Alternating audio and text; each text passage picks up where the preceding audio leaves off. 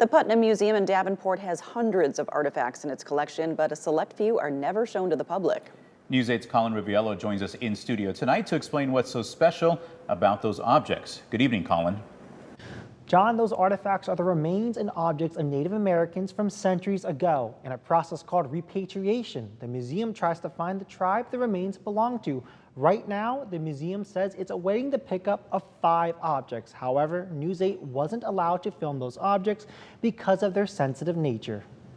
The two here on the top were weapons, a club and an axe, and the difference is that the native Iowa carved this club out of wood. Besides preserving history, the Putnam in Davenport has another lesser-known job. We want to see that all the nations have what they need to find themselves. Repatriation, the oftentimes slow process of returning Native American remains and objects back home. When the Europeans first got here, they discovered these burial mounds. So they started digging into the burial mounds, and this is the type of thing that they found here. Then in 1990, the U.S. government passed the Native American Graves and Protection Repatriation Act, creating a process to allow the return of those remains. If all of your history were taken away from you, you become sort of like a lost nation. Since 2000, the Putnam has repatriated remains to about half a dozen tribes. A lot of what we do is provide the location where they came from.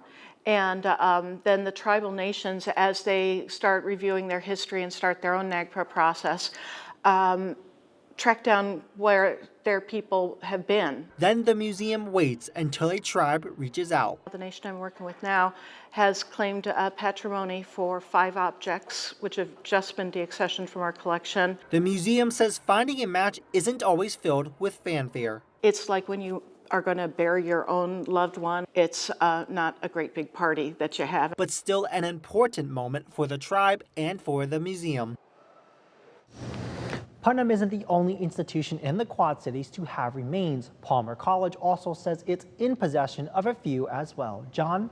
Alrighty, thanks, Colin. Now, according to the Iowa Department of Human Rights, in 2017, there were about 16,000 Native Americans living in the state.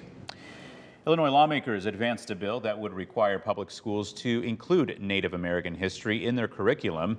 The State Board of Education would provide instructional materials and guidelines for the course, but each school district would be required to develop it on their own. Sponsors of the bill say teaching the Native American history has been, quote, overlooked for far too long. If passed, it would take effect in the 2024-25 school year.